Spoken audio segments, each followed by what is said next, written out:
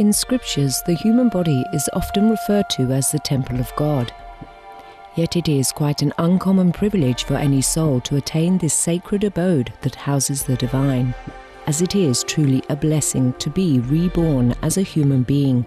On several occasions, Supreme Master Ching Hai has spoken about the rarity of this phenomenon. To be reincarnated in the human world is hard. You have to have enough human quality. You have to have affinity with the parents, yeah, and with the society, with the people around which you were born. And very difficult.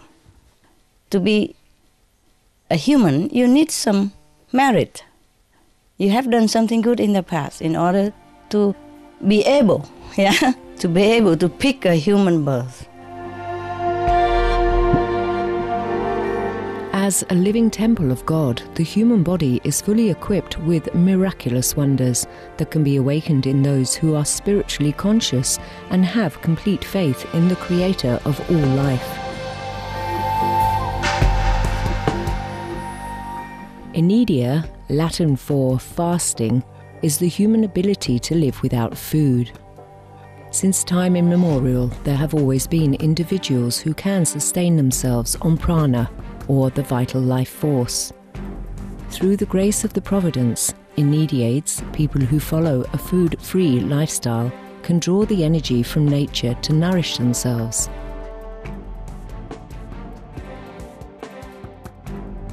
They live on the chi, from the ground, or from the forest, and from the sun and from the air. They make use of all that.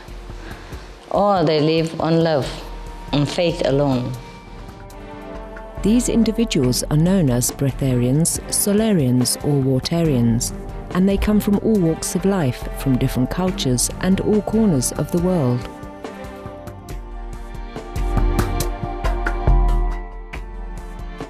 Indeed, the possibilities and miracles in this life as our benevolent Creator has designed for us are endless. We only need to connect within to recognize our abounding largesse as God's children. Supreme Master Ching Hai has lovingly recommended a weekly series on Supreme Master Television to introduce those individuals of the past and present who have chosen to live food-free on earth. May their spiritual stories enthrall you, may hearts be opened and horizons be expanded.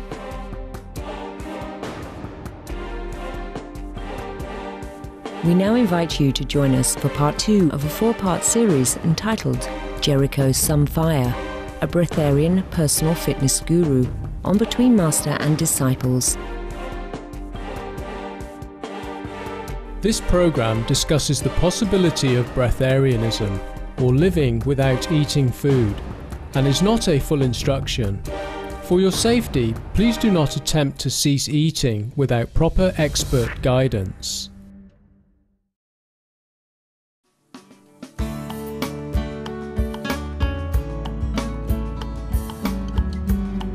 Greetings, happy viewers. Welcome to today's Between Master and Disciples.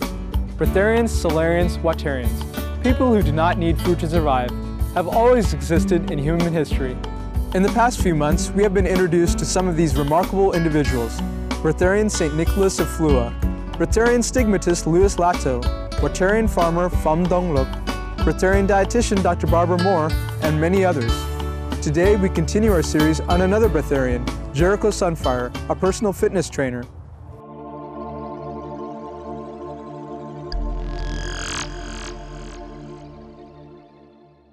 Jericho Sunfire is a former professional rugby player who played for the Oldham Rugby League Football Club and London Crusaders in Great Britain.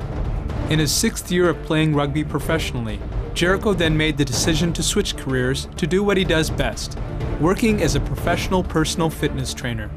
After years of being a Fratarian, Liquidarian, and Watarian, he gravitated toward breatharianism. Jericho shared with our Supreme Master Television correspondent how he transitioned from a regular diet to become a Fratarian and Liquidarian.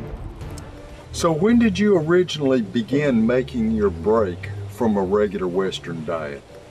I think in 1994. I'm really sketchy about dates now because it's been so long.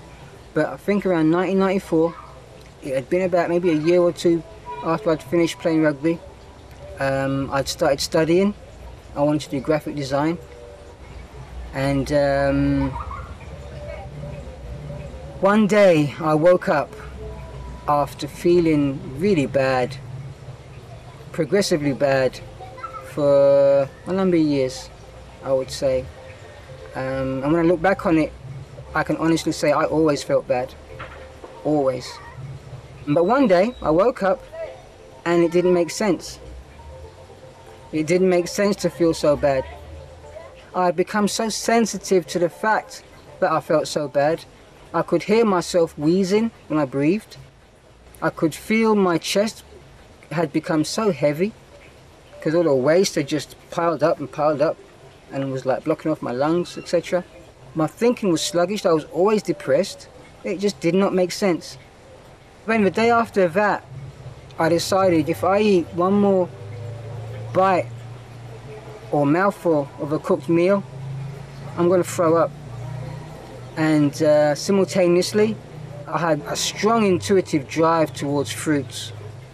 And I remember this to this day. It was mangoes, 2 mangoes, honeydew, and a bunch of grapes, green grapes, and non-dried figs. Is what I went out and got back from the store. It was a huge West Indian store, one of those stores where you can get fruits from around the world and just live it up. And that's what I did. Went back home and I just tore these things up. And it was like such a breath of fresh air, really was. And I enjoyed it so much because I could actually breathe afterwards. I actually had energy afterwards. I could actually think. So, like I say, I enjoyed it so much, I did the same thing the next day. Same thing, same effect. I loved it. For me, it was like finding the Holy Grail.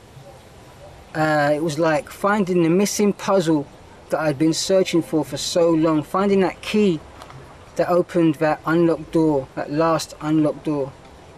From then on, Jericho completely stopped eating meat and cooked food, and just lived on fruits. And you just dropped it all in one day and became a raw foodist fruitarian. I became a fruitarian.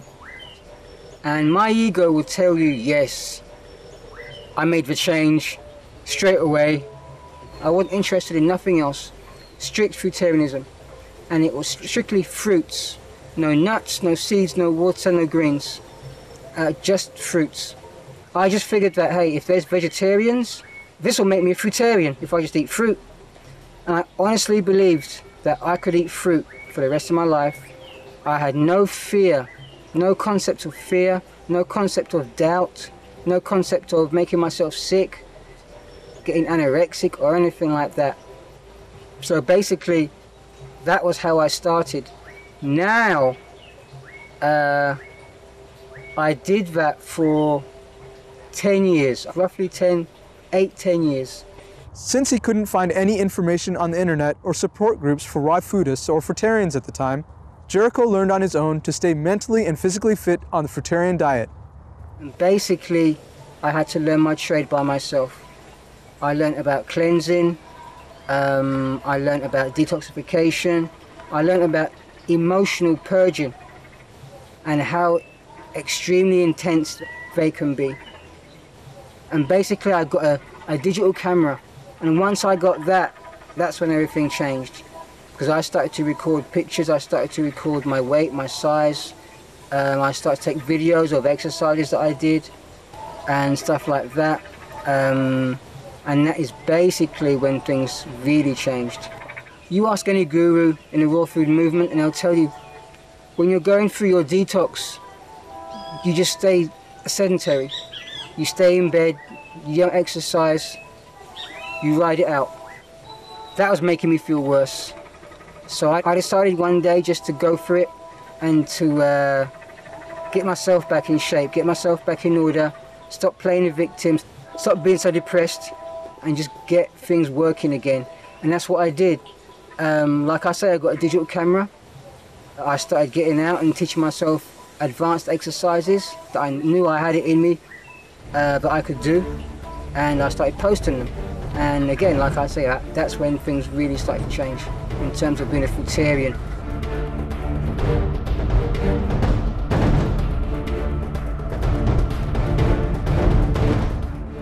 Please stay tuned to Supreme Master Television. Between Master and Disciples will return in just a moment.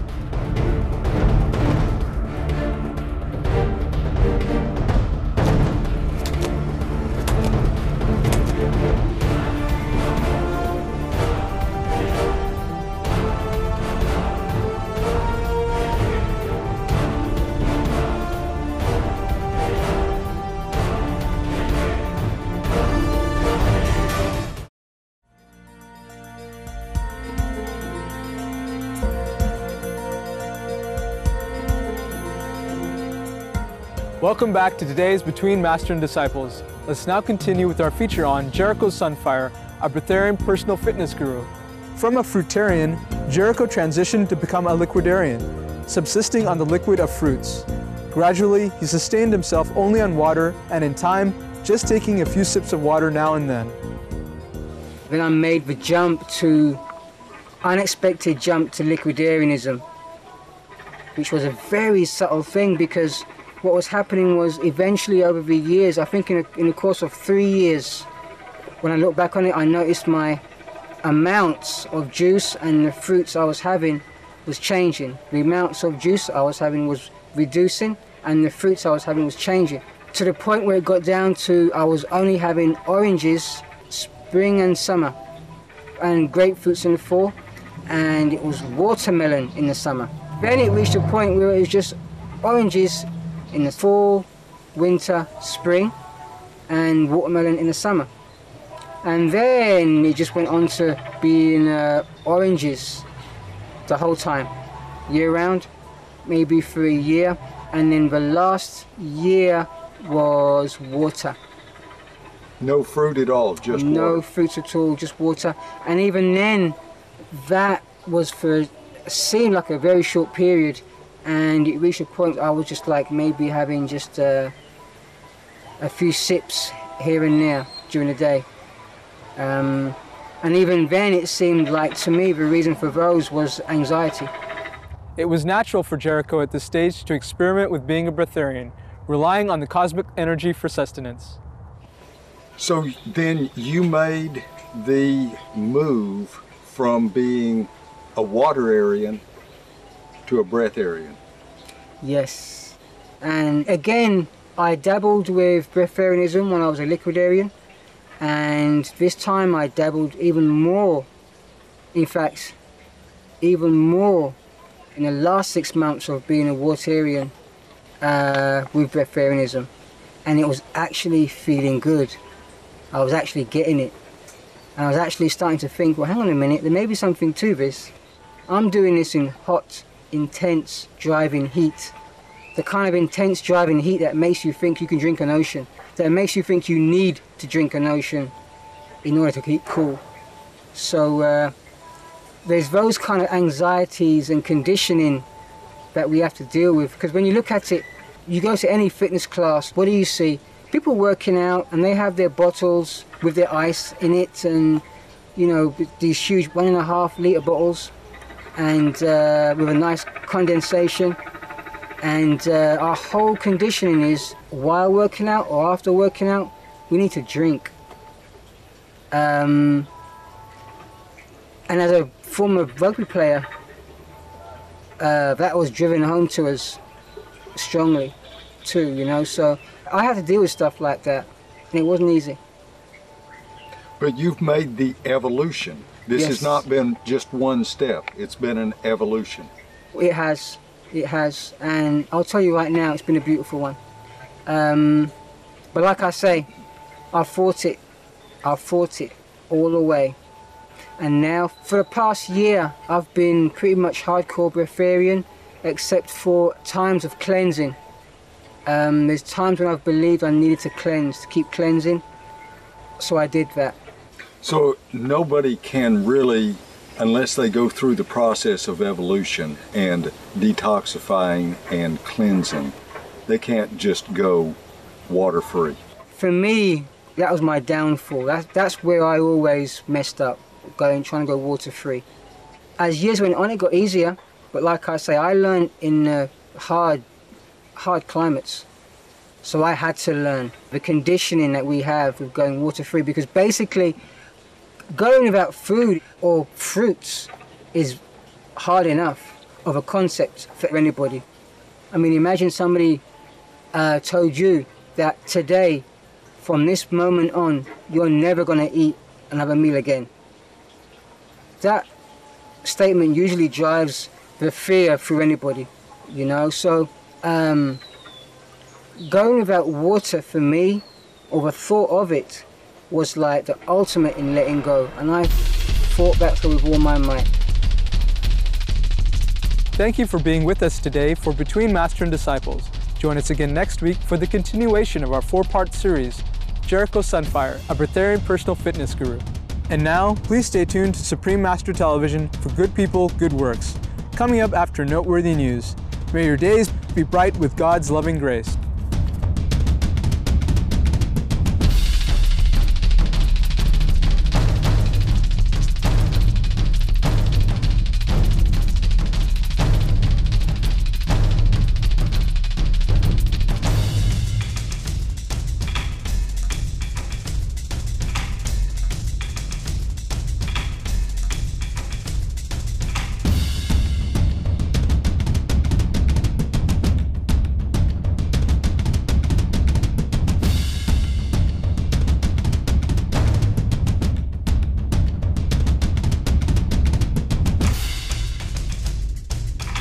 For more details, please visit www.suprememastertv.com/BMD.